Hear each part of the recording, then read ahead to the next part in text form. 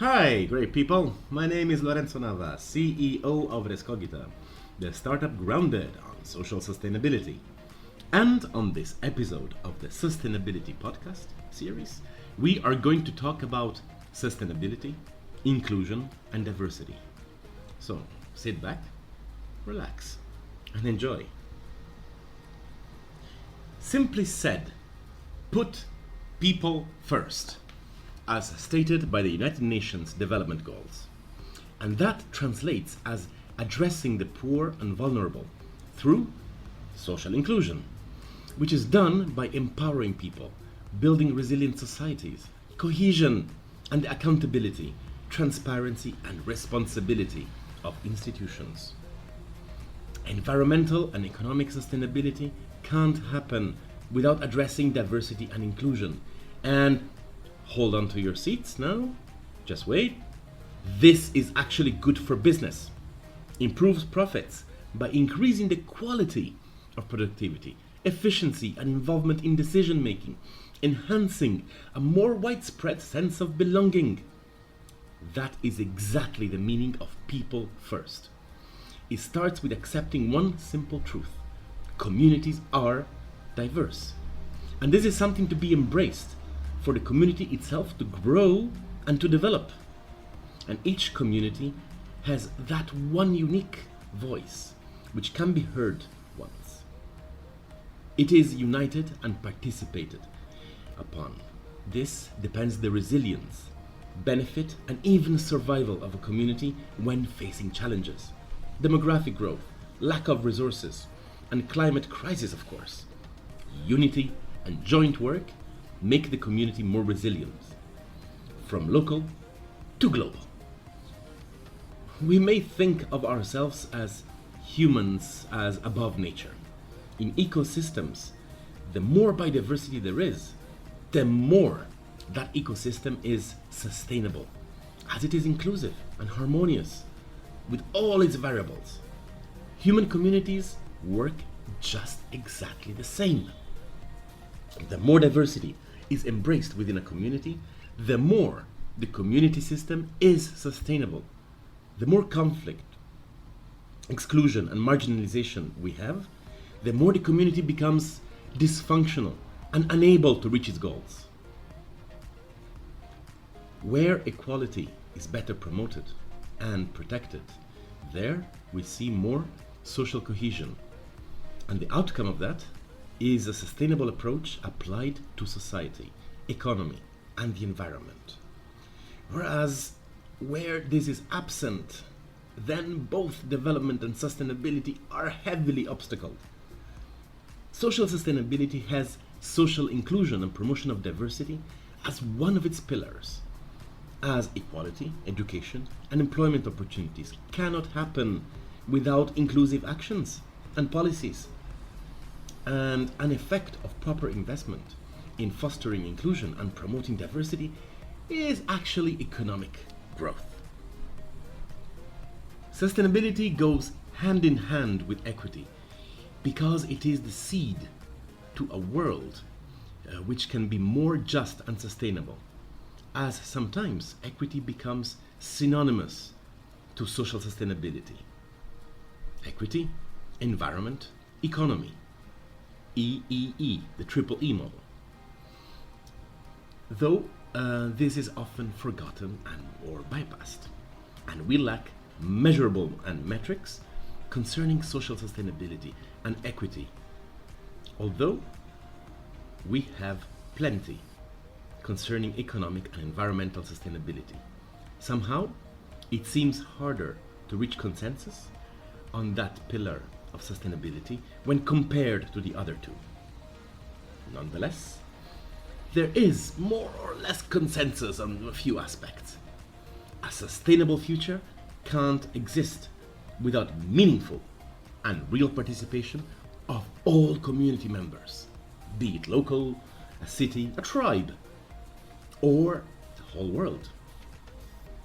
Where barriers to participation and inclusion of diversity are removed, or to the least, greatly reduced, to ensure each has a right to a say and a duty to contribute. For example, the poorer communities of the world are the ones suffering the most from the effects of the climate crisis and are the ones more prone to receive long-term damage from the environmental disasters, and yet dispose disproportionately fewer resources and means to speak up or to make the necessary physical and social infrastructures for safekeeping as a result of a systemic injustice which hampers sustainability.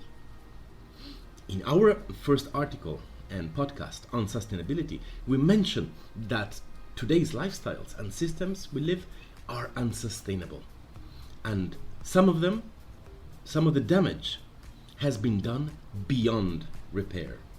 So it's mandatory right now to work on regeneration, or as much as possible that was destroyed along the way of unsustainable progress. And regeneration also concerns our societies. Divisions, especially the artificial ones, means of participation, and envision in diversity the added value missing from our communities. There is indeed much to do, and not so much time. And it is possible. Social sustainability, diversity, inclusion. We were led to believe that these fields mostly belong to the third sector or civil society groups of NGOs, as well as a political agenda. True that. In the last decades, this was mostly a field of operations limited to this niche. And yet, we would like to take an example of actually how diversity and inclusion can have a strong and positive impact on the corporate world. The stereotype says that companies are cold-blooded, profit before people, institutions. And again, it is a stereotype. And yet, stereotypes do come from somewhere, and can say that the reputation is not the best at present, and are by many considered to be the culprit of the current climate crisis. There might be some truth there, but this ignores another truth, that nowadays the private sector is leading the sustainability effort upon finding how that is indeed ethical and added value, and brings quite a lot of competitive advantage. Investing in diversity and inclusion has a positive impact on the planet, people, and profit, as many enterprises out there already prove it, from applying gender equality policies to transforming one's market from environmental harming practice to sustainable ones, and actually seeing the revenues steadily increased. Much of this is a result of people's habits and increased environmental consciousness, choosing certain labels instead of others because of a lesser impact on the ecosystem or sustainable practices, even if it costs more. This resulted in companies needing to rebrand and reposition by introducing eco-friendly practices in economy, environment, and society. Even we at Rescogita, in a recent contract upon making recommendations to a customer regarding some software companies, we gave priorities to those who had a clear and tangible corporate social responsibility policy. The trend is that eventually all companies will need to move towards sustainable practices. Consumers, governments, and our ecosystem demands it.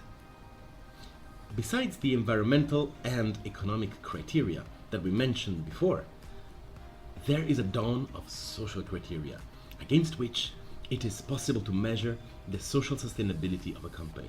For example, how it manages relations with its workers, with the customers, with the suppliers, and their community, and how this is reflected in the internal governance, controls, leadership, and shareholders. And after that preamble, let's look closer at diversity and inclusion as a corporate asset, and how such practices make business very attractive to investors and customers. It is the private sector. This means that the company is the beneficiary of a social license which translates in support from its employees, stakeholders, and the community where it operates. Includes fair treatment of employees, non-discriminatory policies, flexibility in working hours, fair salary, ethical sources, and reinvestment in the community. An inclusive culture creates equity. All can access equal opportunities and fair treatment. When in place, it obstacles discrimination on the job, increases and improves empathy and the social impact of the company. Inclusion also improves decision making, as it requires elements of transparency and also leads to actually understanding the unconscious bias and privilege by raising awareness, thus improving fair decisions. And needless to say, it also improves the psychological safety within the company, enabling risk-taking that can lead to improving the company's job or its social impact. Courage, stemming from inclusivity, sense of belonging, and community from within the enterprise itself. Another asset is the creation of a safe environment that enables to spot weaknesses and vulnerabilities, that enhances transparency and allows a more widespread effort to face and overcome challenges, which is the foundation of healthy organizational culture. An enterprise that wishes to be sustainable, let's face it, needs a bit of an effort. Oftentimes, rewarding on the medium-long run, and will be a step-by-step process. What we can assert is that the very first step happens inside the enterprise, towards its own people, starting with inclusion and diversity. This will immediately impact productivity and efficiency and can reap right away benefits. Also when it comes to decision making, creating a pleasant and satisfactory environment within the working place as a place where to grow and to develop.